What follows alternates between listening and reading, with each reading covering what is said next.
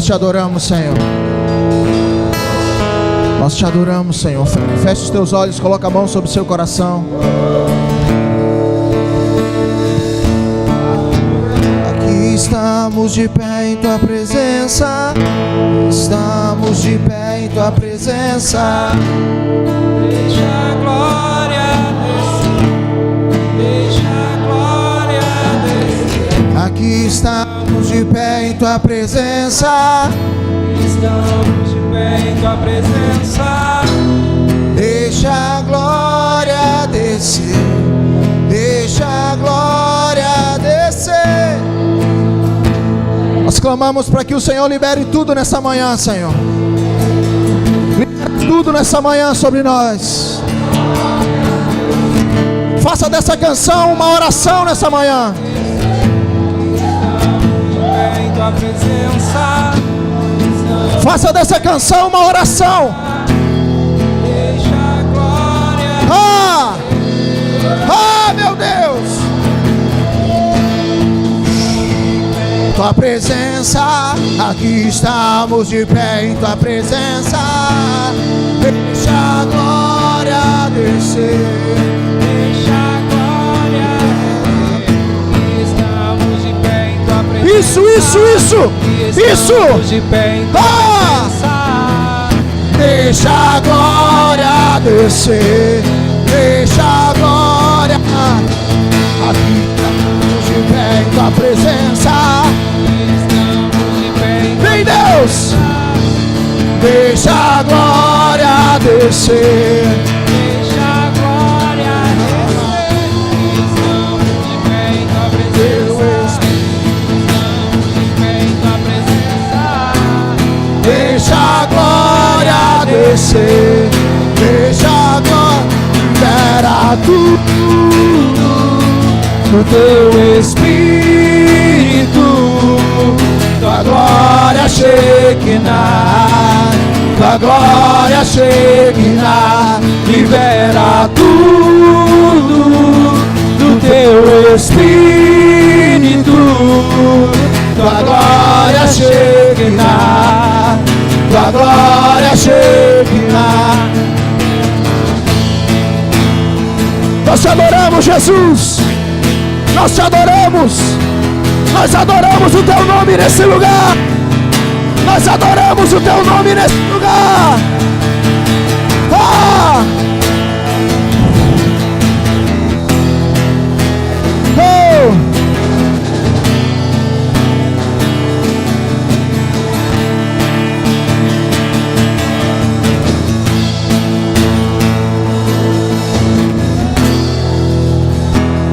Nós adoramos o teu nome nesse lugar. Você pode aplaudir ao Senhor. Ao Senhor, aplauda ao Senhor. Aleluia. Aleluia. Aleluia. Glória a Deus. Amém. Senta aí, irmão. Senta, ora. Senta, ora, chora, faz alguma coisa. Faz o que você quiser. Amém.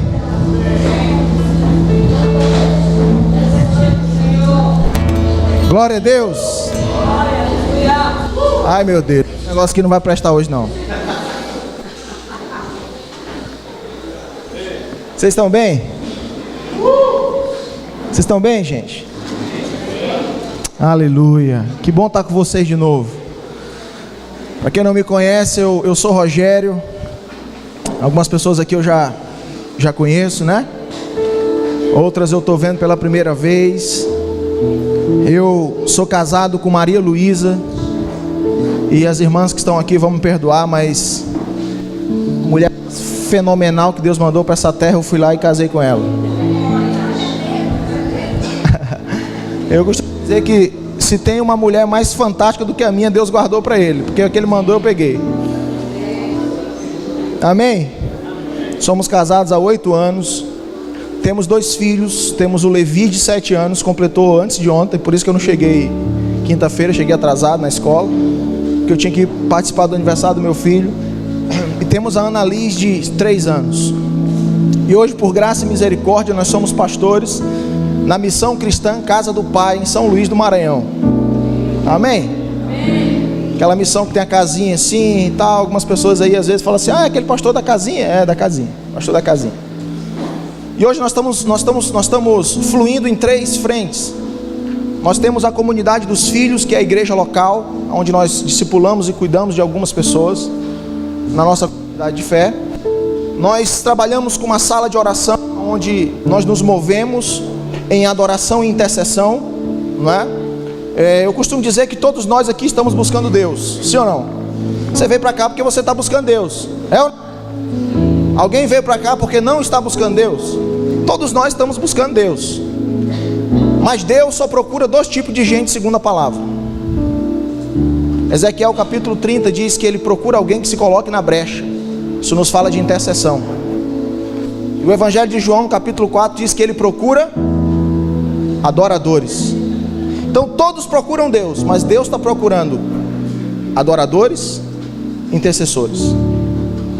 E nós estamos tentando ir de encontro a essa procura de Deus. Irmãos, ministério é quando você vai de encontro àquilo que Deus está procurando. Isso é ministério. É quando você se apresenta para suprir aquilo que Deus está procurando na terra. Amém? Então a sala de oração funciona para responder a essa demanda do céu, a essa procura de Deus. Nós estamos nos movendo nessas 2 pernas. Nós somos um corpo e precisamos das pernas para nos mover. E essas 2 pernas pelo qual o corpo se move é a adoração e intercessão. E uma terceira frente, nós temos uma casa de transformação, uma base missionária no interior do estado do Maranhão, chamado Matões do Norte. Alguém já ouviu falar de Matões do Norte aqui? Matões do Norte está entre as 5 cidades mais pobres do Brasil, irmão. Hoje nós estamos com 3 missionários morando na comunidade, trabalhando de alguma forma para suprir a carência daquela comunidade. Nós estamos servindo algumas famílias ali, não é? Algumas crianças comem na base todo dia. A gente dá aula de reforço escolar. Estamos começando uma escolinha de futebol. Todos os dias tem crianças comendo na base com a gente. E nós estamos agora com um desafio muito grande. Esses dias atrás teve uma chuva que devastou a cidade. Quem nos acompanha nas redes sociais viram as fotos. E algumas famílias ficaram sem casa. E aí nós estávamos com um projeto engatilhado para São Luís, para começar algo na capital. E aí quando eu fui em Matões, eu cheguei na casa de uma família, e eles estavam morando debaixo de uma lona. Eu falei: cara, nós vamos dar um pause nesse projeto aqui em São Luís, e nós vamos construir a casa desse povo. E aí nós estamos nessa luta para construir uma casa. Imagina só, não é? Nós vamos tirar essa família debaixo dessa lona e vamos colocar eles em um lar digno. Então é isso que nós estamos buscando nesses dias. Amém? Então esse sou eu, isso é o que eu faço. E estar na escola de profetas é, para mim particularmente, muito bom. Porque eu estava falando com os irmãos, eu não venho para cá só falar, eu venho para cá receber. A gente vem para cá alinhar as ideias, não é? E é muito precioso estar aqui, é muito precioso poder repartir com vocês aqui nessa manhã. Eu espero não atrapalhar o que Deus está fazendo, não é? Nós estamos aqui como humilde construtor para colocar um tijolinho a mais naquilo que o Senhor já começou a construir aqui. Amém? Glória a Deus. Enquanto eu vinha para cá ontem, foi muito interessante, porque Deus começou a falar algumas coisas. Eu peguei 14 horas de ônibus, então Deus teve muito tempo para falar comigo. E aí Deus começou a falar algumas coisas. Deus começou a dizer assim: eu estou te levando no ponto central da escola. Quando eu cheguei aqui ontem, o Dario falou assim: não sei amanhã, não sei ontem, mas agora está sendo a espinha dorsal. Quantos lembram disso? E quando eu comecei a ouvir o Luciano falando, depois do Dario, eu falei: cara, eu vou chover no molhado. E eles pegaram a minha pregação e começaram a pregar. E eu falei: tá bom, Deus, vamos dar continuidade então. Amém? Eu queria deixar claro aqui, irmãos, que todos nós que estamos aqui repartindo com vocês são pastores local. Amém? Nós temos uma responsabilidade também, porque a gente não está chegando aqui, pegando você, saculejando, bagunçando sua vida e indo embora para casa dormir. Não, nós cuidamos de pessoas. Amém? Tanto o Dario, quanto o Alan, quanto o Luciano, eu, todos nós temos ovelhas, nós somos pastores. Nós não somos pregadores itinerantes que guardam uma mensagem, sai pregando por aí e depois vai para cá descansar. Não, nós cuidamos de pessoas. Então nós não estamos aqui para bagunçar a sua vida. Amém? Nós estamos aqui para tentar trazer um alinhamento com o céu. Glória a Deus. Vamos lá então, abra sua Bíblia comigo em Apocalipse.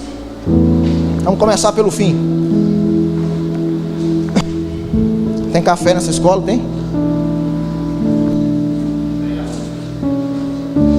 Café e arroz, né? Maranhense gosta de arroz, gente. Você não tem noção da confusão. Você percebe pela barriguinha do pastor, né?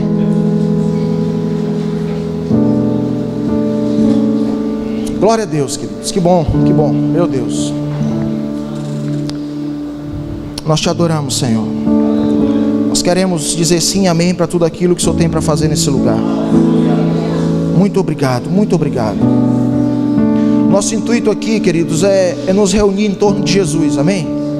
A palavra do Senhor diz que onde tiverem 2 ou mais pessoas reunidas em seu nome, ali Ele se faz presente. O problema é que nós pegamos esse versículo e destacamos somente uma parte. Algumas pessoas nem falam mais o resto. Eles falam assim, não, porque a Bíblia diz que onde tiverem 2 ou mais pessoas reunidas, ali Ele está presente. E a gente tira do texto a parte mais importante. O ponto central desse versículo não é a quantidade de pessoas que se reúnem. O ponto central desse versículo é a centralidade da pessoa de Cristo. A grande questão, o que atrai a presença dele não é porque nós estamos aqui em um grande número de pessoas. O que atrai a presença dele, irmãos, é quando ele ocupa o centro. O problema é que nós estamos nos esforçando para encher o lugar de gente, mas nós não estamos nos esforçando para colocar ele no centro. Vocês estão entendendo isso? Então a maioria das nossas movimentações como igreja é para tentar atrair pessoas. Os nossos cursos, as nossas escolas, as nossas movimentações é para atrair pessoas. Nós queremos colocar a maior quantidade de pessoas possível dentro de um lugar, porque nós achamos que quanto mais pessoas, mais Deus estará presente. Só que se nós olharmos para a vida de Davi, você vai ver que a primeira obra que Davi fez como rei, quando ele assumiu o trono, foi: vamos reunir todo mundo, chamem todo mundo de Israel, vamos fazer uma reunião. 1 Crônicas capítulo 13. Você anota aí, não vamos ler tudo não, para a gente ganhar. A primeira obra de Davi foi: vamos reunir todo mundo. Ele promoveu um ajuntamento. Quando ele promoveu o ajuntamento, ele disse assim: nós precisamos trazer de volta a arca do Senhor. O ajuntamento, a reunião que Davi promoveu foi para trazer a presença de volta. Então nós estamos vivendo dias, irmãos, que o principal objetivo dos nossos ajuntamentos precisa ser atrair a presença de Deus. Nós estamos reunidos aqui para que ele venha. Amém? Esse é o desejo do nosso coração. Nós não queremos encher o lugar de gente para que a foto fique legal. Não, nós queremos centralizar Jesus. Nós queremos nos reunir em torno dele. Amém? Você pode dizer amém? Amém. Vocês tomaram café? Tudo certo. Então Apocalipse capítulo 4. Quando eu cheguei aqui ontem, eu comecei a ouvir Dario falando. Eu falei, cara, é isso aí.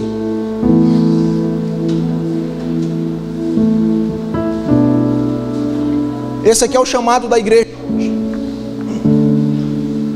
Nós temos aquela mentalidade, irmãos, de que Deus precisa nos chamar para uma obra. Nós achamos que Deus precisa nos chamar para fazer alguma coisa. Mas o primeiro chamado de Deus não é para... Deus não te chama para as nações. O primeiro chamado de Deus é para Ele mesmo. Ele te chama para Ele. Porque quando Ele quer escolher alguém para fazer alguma coisa, Ele não procura na igreja, Ele não procura nas escolas, Ele procura nele. Efésios capítulo 1. Bendito seja Deus e Pai do nosso Senhor Jesus Cristo, aquele que nos escolheu nele. Ele não escolhe porque você está na escola, Ele não escolhe porque você faz alguma coisa na sua igreja, Ele te escolhe porque você está enxertado nele. Você entende isso? Porque você está enxertado nele. Porque o próprio Jesus diz, João capítulo 15, você só frutifica se você estiver enxertado nele. Então Deus nos chama para Ele. O primeiro chamado de Deus não é para que você faça uma obra. O primeiro chamado não é para obra, é para uma prova. Deus não te envia para uma obra sem antes passar por uma prova. Agora é aquela hora que você fala amém.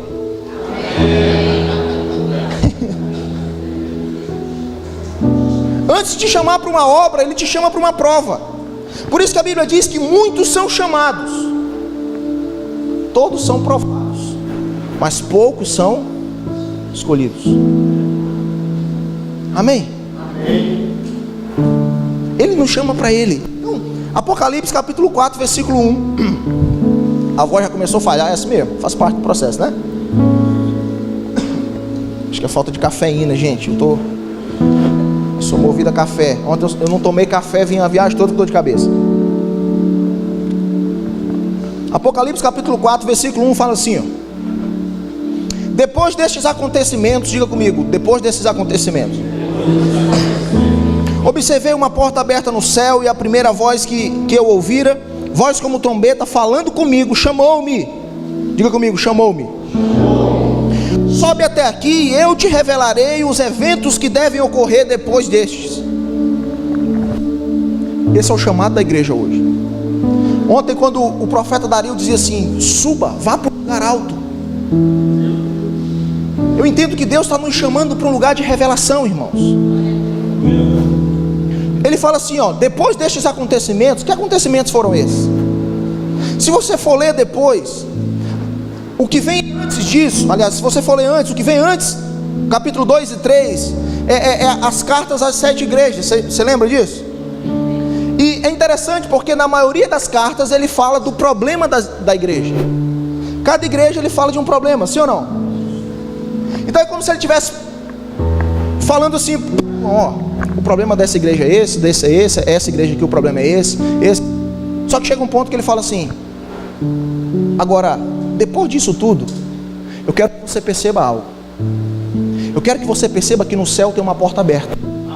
O que ele está fazendo com João? Ele está dizendo assim, ó: para de ficar olhando para os problemas da igreja e perceba que tem algo que vai além disso. Você está preso mais naquilo que está acontecendo na igreja. Comece a perceber que existe um nível mais alto. Ele fala assim: eu não quero que você viva aí preso com aquilo, com os probleminhas que está acontecendo na sua igreja. Ah, porque o fulano falou do Beltrano. Não, porque o líder do negócio falou para o líder do outro que o líder era... Gente, tem um nível mais alto. Ele está dizendo assim: eu quero tirar vocês nesse nível onde os teus olhos estão presos nos problemas, e eu quero trazer você para um ambiente onde eu vou revelar para você o que está acontecendo. Eu quero tirar você do ambiente de percepção humana, quero trazer você para um ambiente de revelação divina. Você entende isso? Eu quero trazer você para um lugar que você não vai ficar preso somente no presente. Você vai entender o que eu quero fazer no futuro. Esse é o chamado da igreja nesses dias. Amém? É para esse lugar que Ele está nos chamando, irmãos. É para esse lugar que Ele quer nos conduzir. Eu tenho dito lá na missão: se tem um modelo de igreja para mim, é o Éden. Se eu olho para a Bíblia e procuro um modelo de igreja, eu encontro no Éden. E eu penso que Deus quer restaurar esse ambiente, irmãos. Porque você vai ver que tudo começou no Éden. E se você for ler Apocalipse, você vai perceber que tudo vai terminar no Éden. Ele fala assim: ó, ao vencedor eu darei de comer da árvore da vida que está no jardim de Deus. Onde que é o jardim de Deus? Vamos lá. No Éden. Então Deus está querendo restaurar esse ambiente. Sabe por quê? Porque o ambiente do Éden era um ambiente onde Deus vinha, se encontrava com o homem, falava com o homem, e o homem executava segundo aquilo que Deus falou. O nosso desafio hoje não é fazer aquilo que dá certo, irmãos. Deus não te chamou para fazer o que dá certo. Deus te chamou para fazer o que Ele está mandando.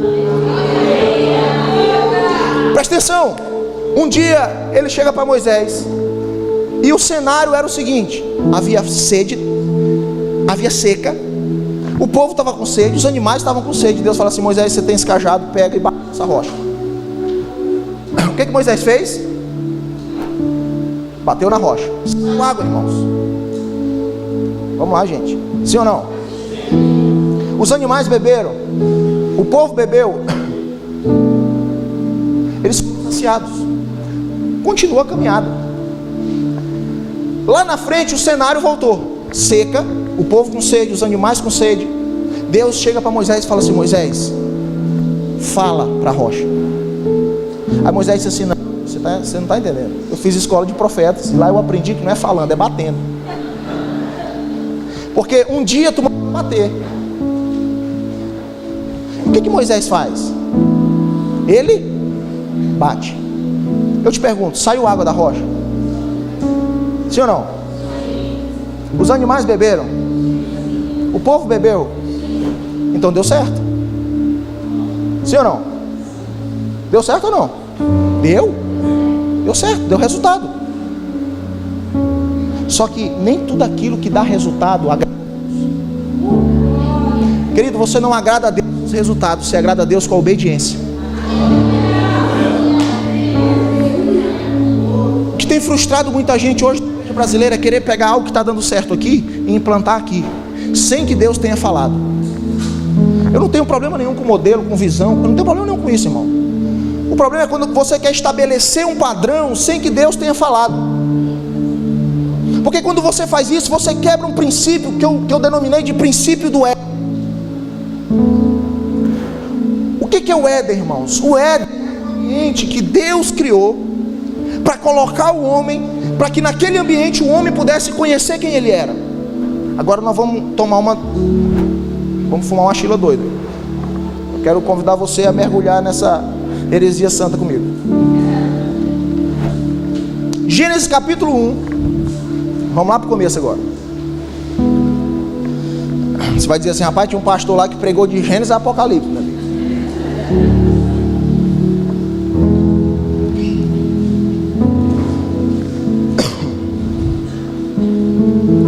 Gênesis capítulo 1.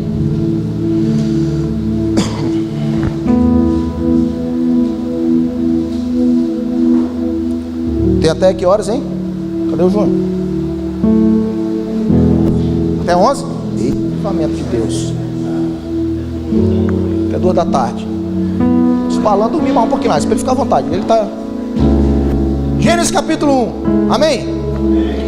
Versículo 1 fala assim, ó: no princípio Deus criou os céus e a terra entretanto era sem forma e vazia, a escuridão cobria o mar que envolvia toda a terra. O Espírito de Deus se movia sobre a face das águas. E disse Deus: haja luz, e houve luz.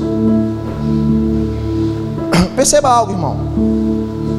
A primeira ação de Deus não é para preparar o ambiente. A palavra luz nesse versículo, no original, significa luz da face. Essa primeira luz que Deus cria não é o sol. O sol ele vai criar no verso 16. A primeira coisa que Deus faz não é preparar um ambiente. A primeira coisa que Deus faz é resplandecer a luz da sua face.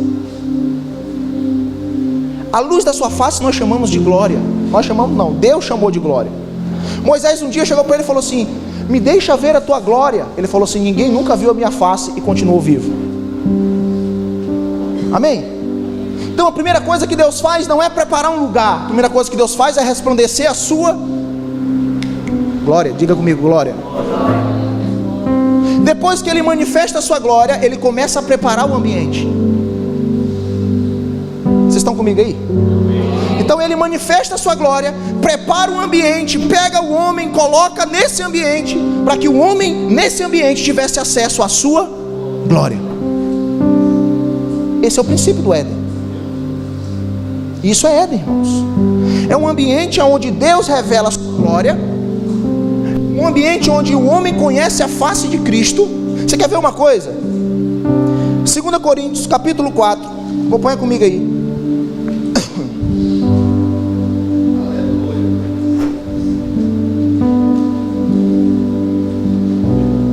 2 Coríntios capítulo 4, versículo 6 fala assim, ó: porquanto foi Deus quem ordenou das trevas resplandeça a luz. Em algumas versões fala assim: portanto foi Deus que ordenou a luz, pois Ele mesmo resplandeceu em nossos corações para a iluminação do conhecimento da glória de Deus na face de Cristo.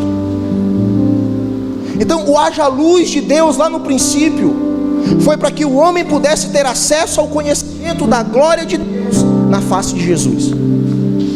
Mas Jesus no Éden, o verbo estava no princípio de tudo. Você entende isso?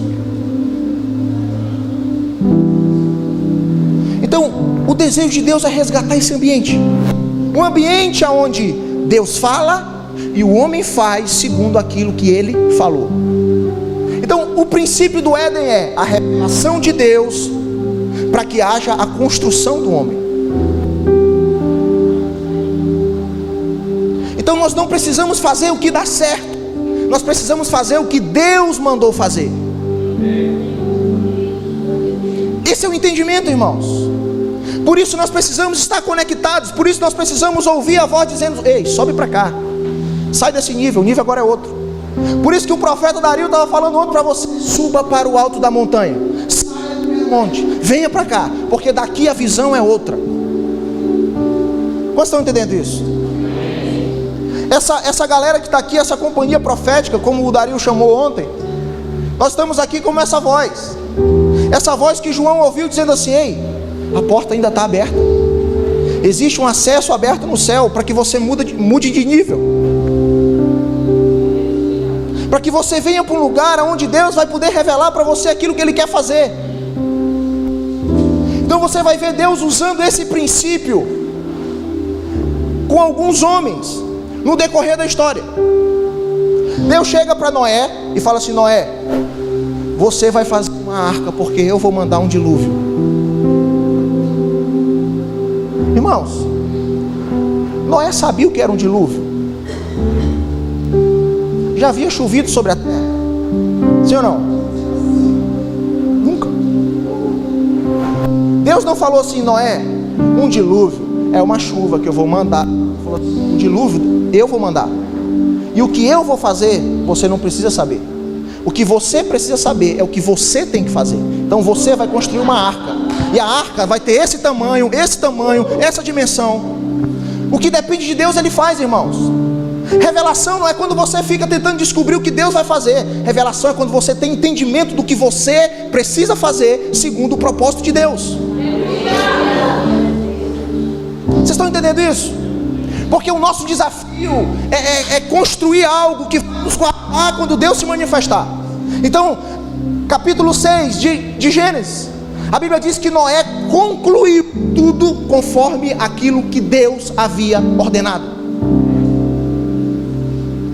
Ele construiu segundo aquilo que Deus falou, e não segundo aquilo que ele estava percebendo. Vocês estão entendendo isso? O nosso desafio, irmãos, é entender o propósito. Porque nós não podemos nos mover por necessidade, nós precisamos nos mover pelo propósito. O propósito é aquilo que vai nos mover, irmãos. E quando Deus fala, Ele revela o propósito dEle para nós. Então perceba esse princípio de revelação e construção na vida de Noé. Deus revelou e Noé construiu. Você vê esse princípio na vida de Moisés. Moisés, você vai fazer tudo conforme o modelo que eu te entreguei no monte. Moisés, a revelação sou eu que dou, a construção é você que faz. Então o desafio da igreja hoje é construir na terra aquilo que Deus está bradando dos céus. Porque o princípio é esse. Irmãos, o princípio é: Deus revela, o homem constrói segundo a revelação de Deus, e depois Deus visita com a sua glória. Deus nunca vai glorificar uma obra que você fez sem a revelação de Deus. Moisés, constrói o tabernáculo segundo o modelo que eu te entreguei. Quem dá o modelo é Ele. O Éden é esse ambiente, irmãos, onde o homem não constrói nada. O homem só precisa cuidar daquilo que Deus construiu. Vocês estão entendendo isso? Esse ambiente que ele quer resgatar na igreja hoje.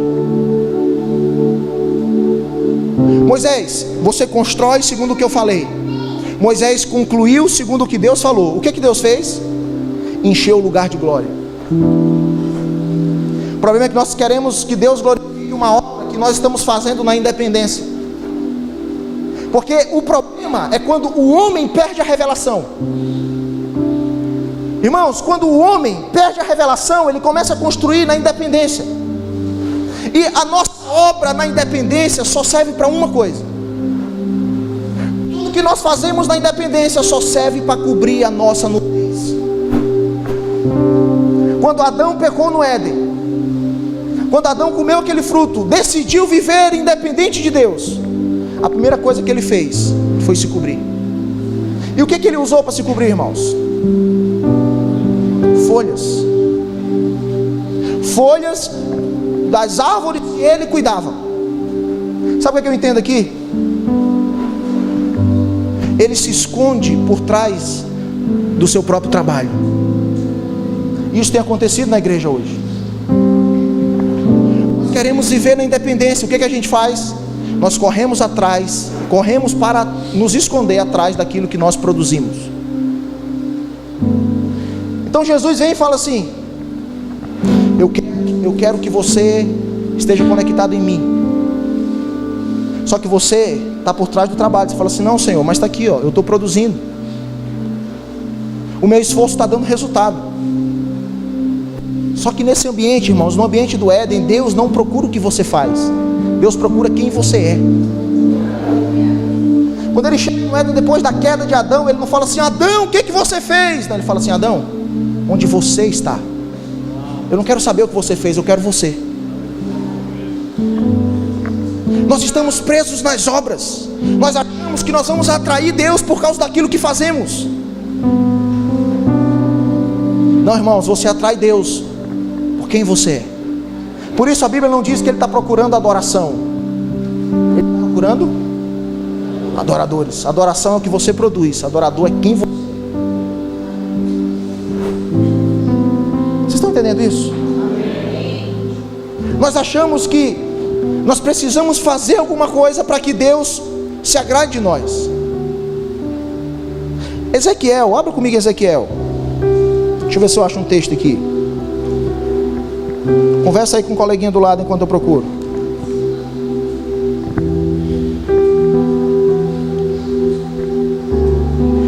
Ezequiel capítulo 44, irmãos.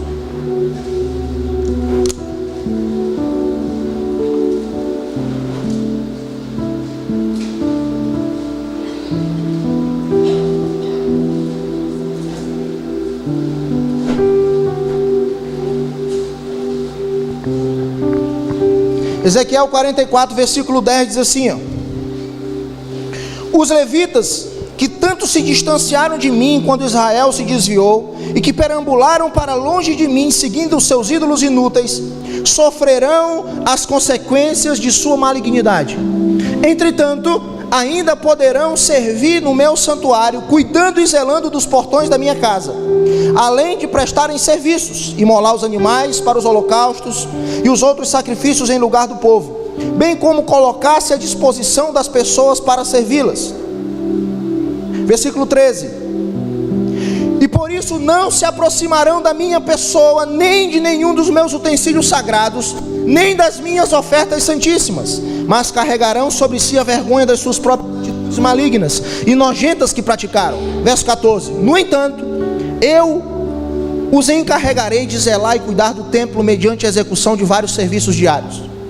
O que é que Deus está dizendo aqui? Deus está dizendo assim, ó: os levitas, eles pecaram contra mim, eles adoraram outros deuses, eles se distanciaram de mim, mas não tem problema não, eles podem continuar servindo no meu santuário. Eles pecaram, mas eles podem continuar como obreiros na minha casa. Não tem problema nenhum eles continuarem me servindo. Não tem problema nenhum eles continuarem como obreiros no meu templo. Só tem uma questão: eles não poderão se aproximar de mim. Por quê? Porque eles pecaram. O pecado não distancia você do serviço. O pecado distancia você de Deus. É possível você trabalhar para Deus distante dele. É possível você fazer a obra de Deus distante de Deus. Você entende isso? Por isso eu não tenho que me santificar para fazer a obra. Ah não, eu tenho que me santificar porque senão eu não vou tocar no louvor. Ah não, eu tenho que me consagrar, porque senão eu não vou liderar um pequeno grupo.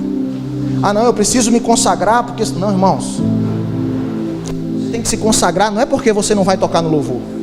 Você tem que se consagrar, não é porque você não vai fazer alguma coisa na igreja. Você tem que se consagrar, porque sem santidade ninguém verá a Deus. Tem que se consagrar, porque se você não se consagrar, você não consegue se aproximar dele. O pecado ainda hoje causa afastamento entre o homem e Deus. O problema é que nós achamos um mecanismo de compensação. Não, eu estou fazendo a obra. Nós queremos compensar a falta de relacionamento com excesso de trabalho. Agora é aquela hora que você fala merda.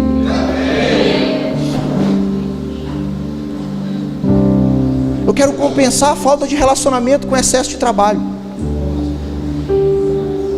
Vocês estão entendendo isso? Ele quer te trazer para Ele. Esse é o desejo de Deus, te trazer para Ele. Agora, para você, para que Ele possa te trazer para Ele, você precisa passar pela cruz.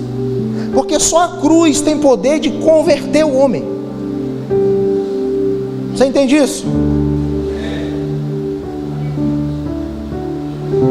Querido, o propósito de Deus para Jesus era a cruz. Sabe por quê? Porque como o Dario falou aqui ontem,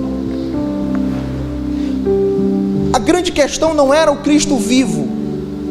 Quem transicionou as alianças, quem transicionou da velha para a nova aliança, o que trocou o padrão, segundo Hebreus capítulo 10, versículo 9, o que estabeleceu o segundo padrão, não foi o nascimento de Jesus, foi a ressurreição, foi a cruz, foi a morte e ressurreição. Vocês estão entendendo isso?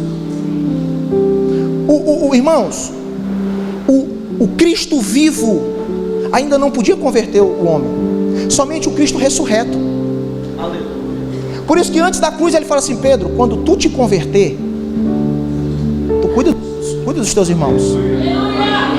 Aí depois da cruz ele fala assim: Pedro, você me ama, então apacenta as minhas ovelhas, porque agora você está convertido. Só a cruz tem poder de converter o homem. Por isso a intenção do diabo era tirar Jesus da cruz, irmãos. Quando Satanás foi tentar Jesus no deserto, você acha que o desejo do diabo era matar Jesus, irmão? A primeira coisa que ele faz é oferecer pão. Oferecer pão. Você é filho de Deus mesmo? Transforma aqui essa pedra em pão. Jesus falou assim: não, isso aqui é estrutura. Estrutura não alimenta. O que alimenta é a palavra. Aí Satanás falou assim: ah, a palavra, né? Então tá, vamos aqui. Aí levou Jesus para onde? Para o pináculo do templo. Aí ele falou assim: é a palavra que tu quer? Então está escrito: o Senhor dará ordem a anjos ao seu respeito. E joga daqui. Satanás queria matar Jesus, irmão. Sim ou não? Satanás queria glorificá-lo. Preste atenção. Ali era o templo. Era o lugar mais movimentado de Israel. Você acha que se Jesus se jogasse dali para baixo, ele iria morrer? Fala para mim. O que iria acontecer com ele? Os anjos viriam. Como que eu sei disso? Porque Deus é fiel à sua palavra. Os anjos viriam salvá-lo.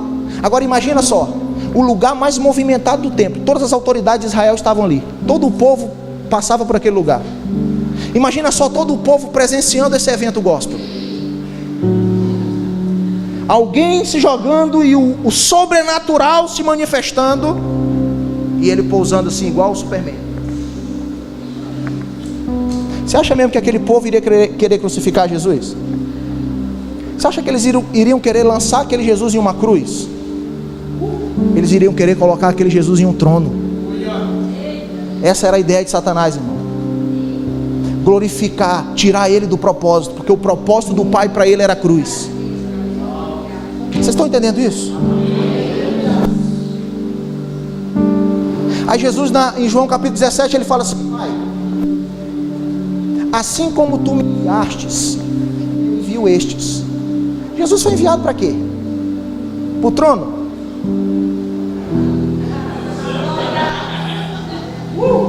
Aí você fala assim para mim: não, mas isso aí ele falou para os seus discípulos. Aí ele, para acabar com essa conversa, ele fala assim: ó, eu não oro só por estes, eu oro por aqueles que ainda virão.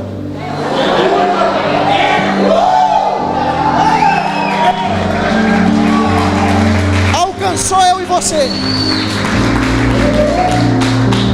Alcançou você e eu.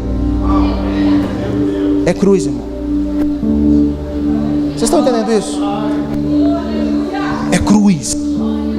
O caminho é cruz, é morte. Porque a cruz, ela não só inaugurou a graça, a cruz, ela enxertou dentro de nós a responsabilidade. Como eu aprendi com o Dario, eu vou parafrasear o que ele fala. Antes da cruz, o rio estava fora. O salmista fala que nós éramos rios plantados junto ao rio. Nós estávamos fora, aliás, o rio estava fora. Depois da cruz, Jesus falou assim: agora o rio flui de dentro de vocês.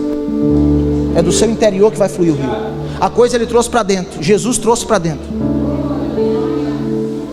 Vocês estão entendendo isso? Por isso algumas coisas que nós fazemos está ultrapassado, não tem mais efeito, porque o padrão foi trocado.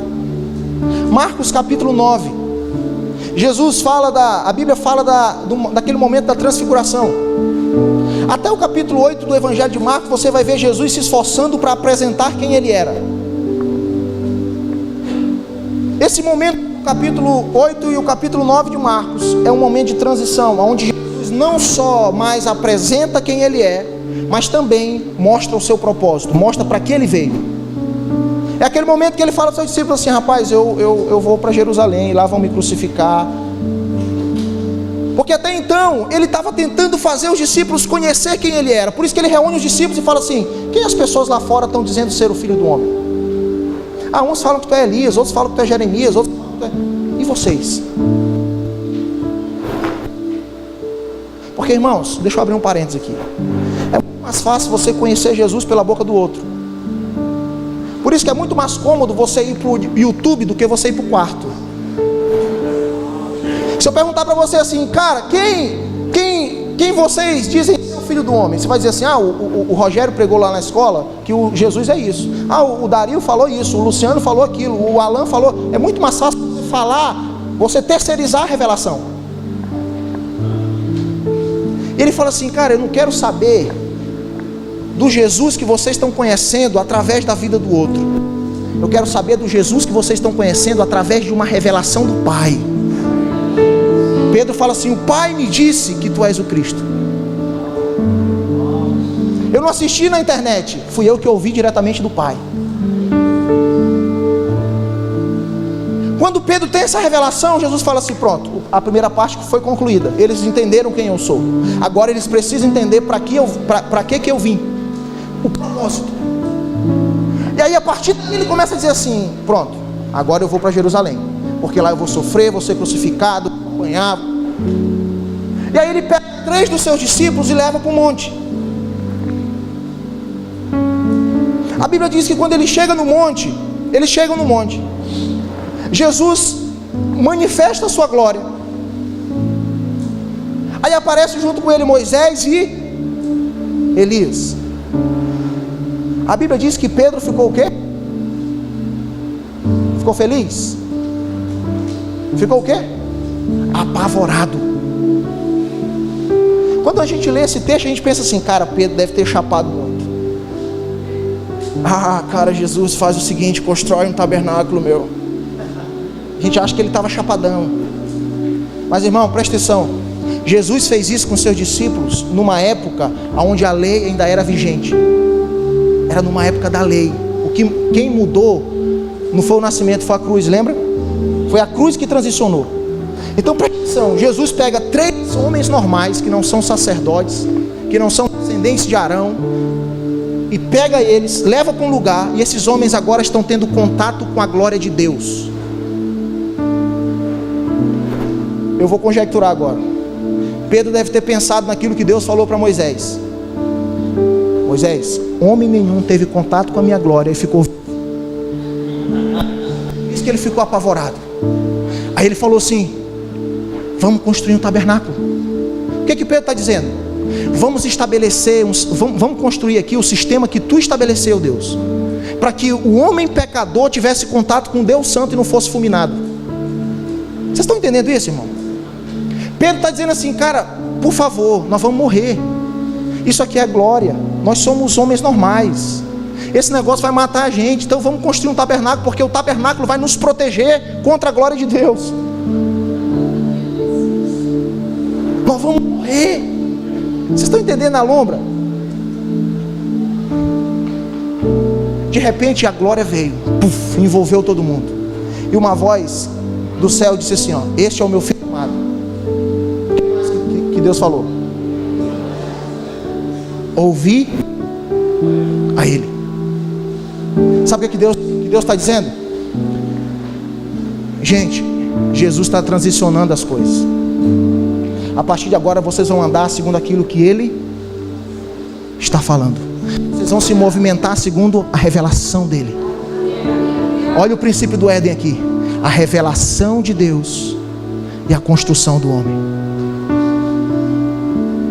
Quando a nuvem sai, a Bíblia diz que Moisés e Elias sumiram. Jesus está mostrando para eles como seria a vida após a cruz. Ele está dizendo assim: ó, o padrão agora vai mudar.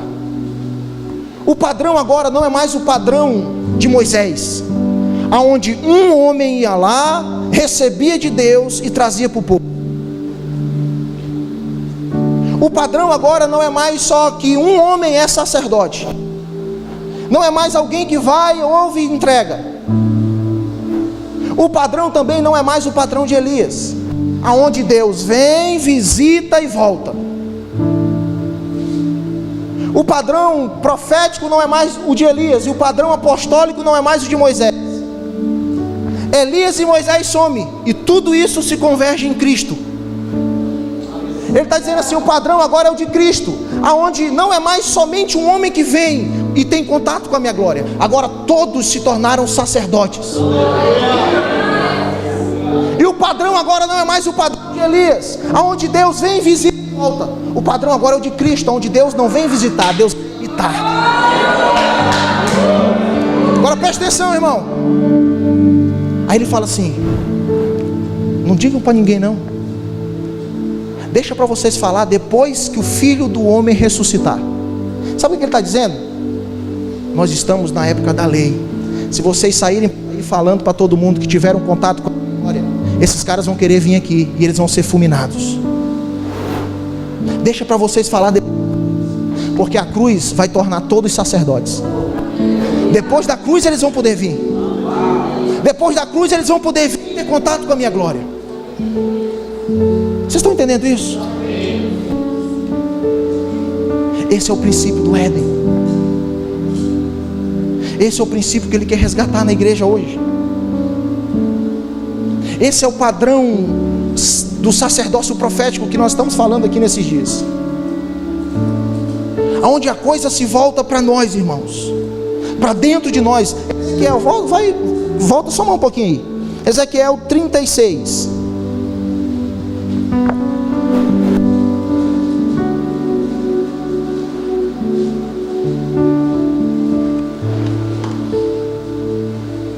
Ezequiel 36, versículo 26 fala assim, ó: e vos darei um novo coração e derramarei um novo espírito, aonde?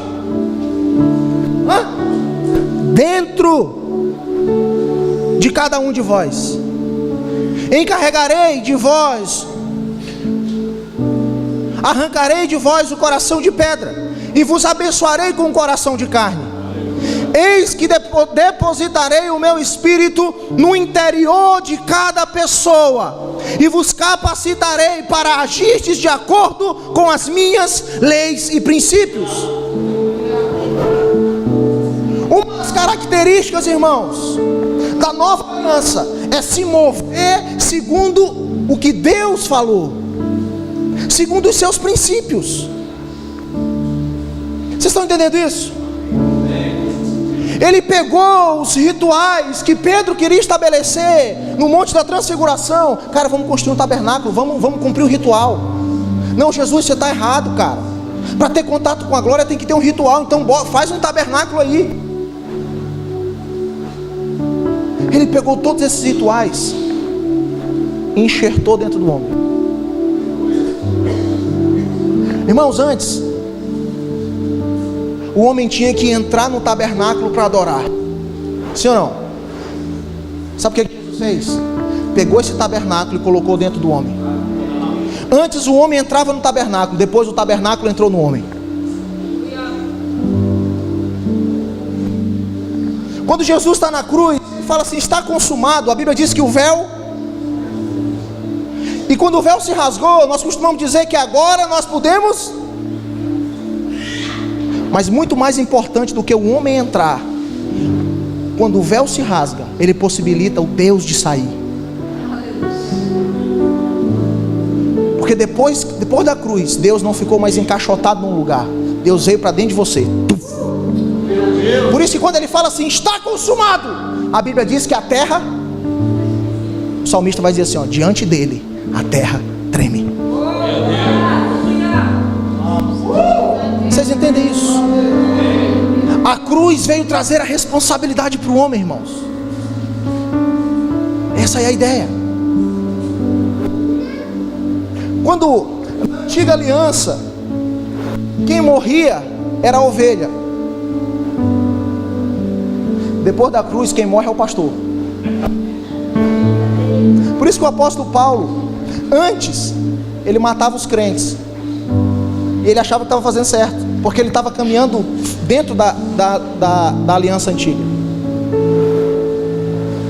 Depois do encontro que ele teve com Jesus, depois do entendimento, quando o entendimento alcançou ele falou assim, ó, a partir de agora, em mim vai operar a morte, para que em vocês opere a vida.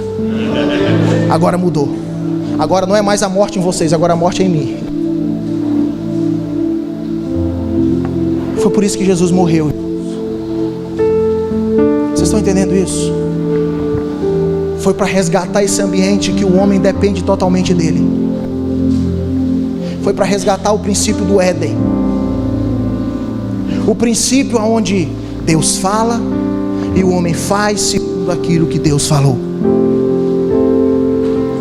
Esse é o desafio da igreja hoje. O nosso desafio é construir esse ambiente. Um ambiente de revelação, onde nós estamos ouvindo o que Deus está falando e estamos nos movendo segundo aquilo que Deus está falando. Aonde não são mais os nossos sonhos, os nossos projetos. Não, eu quero fazer porque eu sonhei. Não, eu vou fazer porque Deus falou. Não, eu vou fazer porque eu entendo. Não, eu vou fazer porque Deus falou comigo e eu vou estabelecer na terra como está sendo estabelecido no céu. Vocês estão entendendo isso, irmãos? Esse é um princípio que Ele quer resgatar na igreja hoje. Estarmos conectados com aquilo que Ele quer fazer.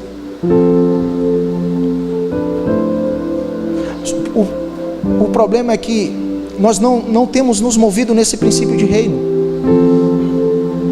O princípio de reino nos fala que é para fazer a vontade de Deus aqui na terra, como ela já foi estabelecida no... Só que tem um princípio contrário a esse, que é o princípio de Babel. O princípio de Babel é fazer lá no céu do jeito que eles estão fazendo na terra. Gênesis capítulo 11, cara, vamos construir uma torre. Vamos construir uma torre para que ela toque o céu. Nós queremos estabelecer o reino da terra no céu. Aí eles falam a motivação, eles falam assim, para que o nosso nome seja engrandecido. Se nós estamos tentando construir alguma coisa na terra, irmãos, para tentar impressionar Deus, nós estamos nos movendo no princípio de Babel e não no princípio de reino. Porque no princípio de reino, eu busco entender as movimentações do céu e eu estabeleço aquilo que está sendo liberado do céu na terra. Vocês entendem isso? Então, que Deus está chamando a nossa atenção nesse tempo. Deus está dizendo, olha só, tem uma porta aberta. Querido, depois que Jesus foi batizado, e a Bíblia diz que o céu abriu, e o Espírito veio. Você não vê mais em lugar nenhum na Bíblia dizer que o céu fechou. O céu continua aberto. A revelação continua à nossa disposição. O problema é quando o homem perde a revelação. Quando o homem perde a revelação, ele vai querer começar a construir segundo o seu padrão, segundo o seu modelo. Vocês estão entendendo isso? Só que aquilo que nós fazemos fora da revelação de Deus, Deus não reconhece. Um dia Deus chegou para Abraão e falou assim: Abraão, Sara, sua esposa, vai lhe dar um filho. Deus falou que quem iria dar o filho para Abraão? Sara. Só que Sara e Abraão olharam para a vida deles e disseram assim: cara, a Bíblia diz que Sara estava dentro da tenda e dentro dela ela sorriu. Ela não fez só haha, não, ela fez só Sabe como é que é sorrir para dentro? Alguém falou assim: o que você está rindo aí, Sara? Eu rindo não, ele está rindo sim. Você acha que tem alguma coisa impossível para mim? Você vai dar um filho para ele. Irmãos, vamos lá para Gênesis. Nós estamos terminando já, viu, João? Fica tranquilo, meu amor. Gênesis, capítulo 12. Deixa eu te mostrar algo aqui. Tem café quente aí? Tem não? Vou buscar, né?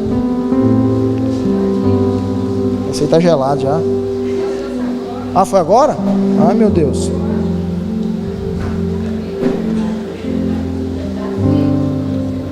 Tá frio não, ele tá gelado mesmo.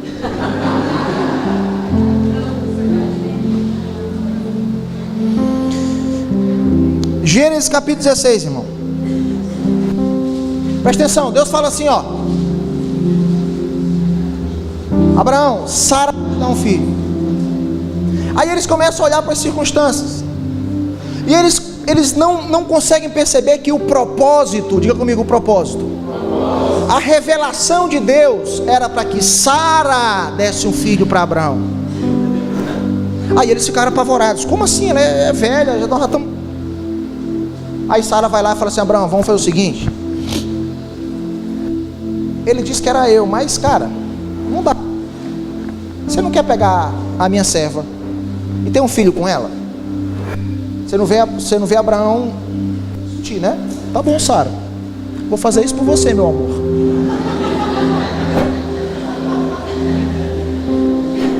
E aí ele vai, deita com Agar e tem um filho com ela.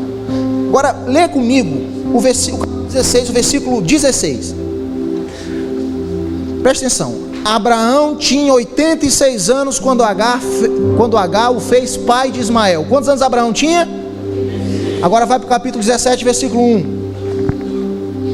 Quando Abraão completou 99 anos, o Senhor lhe apareceu e declarou: eu sou El Shaddai, Deus Todo-Poderoso, anda na minha presença e ser perfeito. Quantos anos Abraão tinha aí? São quantos anos de diferença? 13. Quando eles decidem fazer do jeito deles, quando eles decidem fazer fora do propósito, Deus silencia. Deus passou 13 anos em silêncio. Deus passou 13 anos sem falar com Abraão. Ah, você quer fazer do seu jeito? Eu vou recuar. Faça do seu jeito. Irmãos, para mim, o pior juízo que Deus poderia liberar sobre a terra não era mandar fogo, não era mandar água, não era mandar... O pior juízo que Deus poderia liberar sobre a terra seria esse aqui, ó. Tá bom, faça do jeito que você quiser.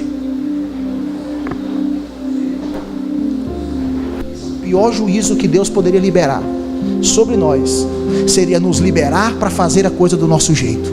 Seria nos liberar para fazer a coisa fora de uma revelação dele. 13 anos de silêncio. Cara, mas Deus não está mais falando comigo. O que está acontecendo? Talvez você está querendo gerar o filho com Agar. Talvez você está gerando fora de uma revelação. Mas por que eu não consigo mais ouvir a voz de Deus? É só você voltar para o propósito. É só você voltar para o lugar que Deus fala e você faz. Deus fala e você faz. Se Deus não falar, você não faz, você para. Aí lá na frente, Deus fala assim: Abraão, aí beleza, Deus vem e fala e tal, Isaac nasce. Aí Deus fala assim: Abraão, me entrega o teu filho, me entrega o teu único filho. Você lembra que Deus fala isso? Isaac é o único filho de Abraão, irmãos. Sim ou não? Por que Deus chama ele de único filho? Porque Ismael foi fora do propósito, e aquilo que nós geramos fora do propósito, Deus não reconhece. Ah, mas eu estou fazendo porque está dando certo. Se Deus não mandou, Deus não reconhece. Ah, mas é porque a visão está bombando, está dando certo. Se Deus não mandou, Deus não reconhece. Amém? É isso. Era só isso que eu queria falar.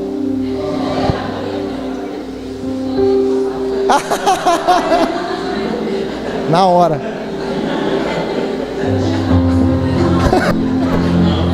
Vamos orar então. Fica de pé, querido. Vamos orar.